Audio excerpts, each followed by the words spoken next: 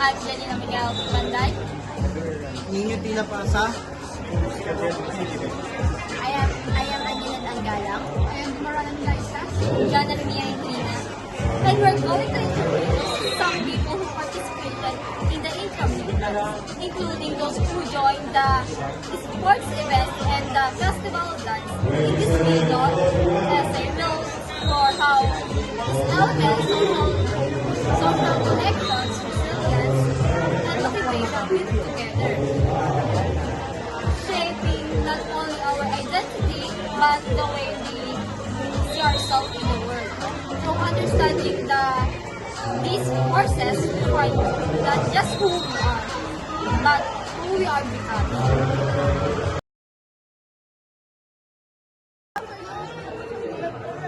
Ron, Diana, HRS.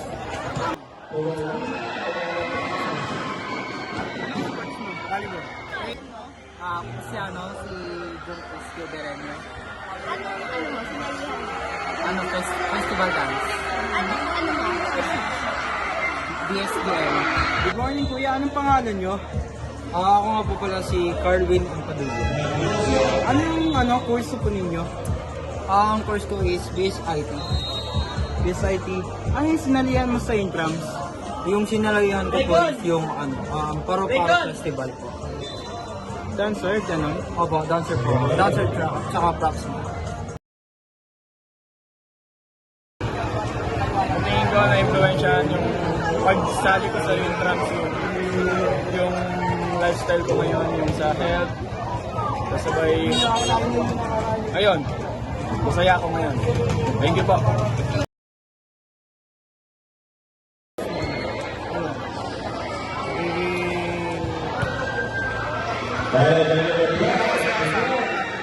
Kumbaga, parang ako yung magiging leader sa kanila. Ito ko kung control yung mga tao. Paano sa team kami? Mamanage mo naman. Mamanage. Eh, nabibigyan mo sila ng support. Parang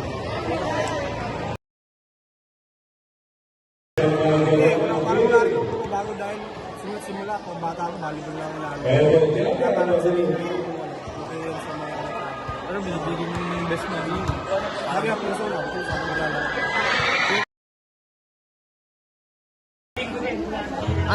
Total support lang, tsaka magtutulungan tayo lahat. Hindi ako kasi na-doubt din ako sa akin.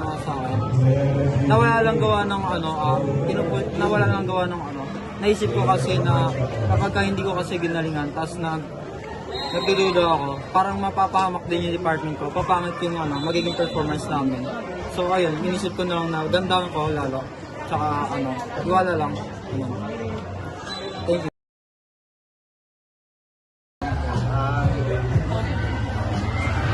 Basta todo support lang sa mga kaibigan or palaro. Basta gawin ang lahat para may panalo. Kahit matalo or manalo, okay din yung support lang. Thank you. Thank you. Actually, wala talaga. Gawa ng yung dahilan naman ng pagsali ko is yung for incentives. Kasi wala naman talaga akong pakay kung manalo kami. Yes, kasi as a participant, kailangan ko maging malapit sa mga teammates ko, like kailangan ko silang pakisamahan para mas maging maganda yung flow ng dance namin. Tsaka ayun na, para may pakisama ako sa mga teammates ko. Maraming salamat The college experiences is a whirlwind of academic challenges, social connections, and extracurricular pursuits. Among these, intramurals stand out as a unique space where students can explore their athletic abilities, forge new bonds, and cultivate a sense of belongings. The camaraderie forged on the field, the shared triumphs and setbacks, and the sense of accomplishments that comes with pushing oneself beyond perceived limits. These are all integral parts of the intramurals experiences. Beyond the physical competitions, however, lies a deeper layer of self-discovery and identity formation.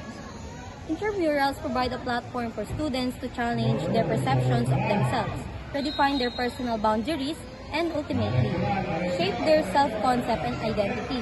This process of self-discovery is often unexpected as a student encounter challenges that force them to confront their limitations, develop new strategies, and discover hidden strengths they never knew they possess.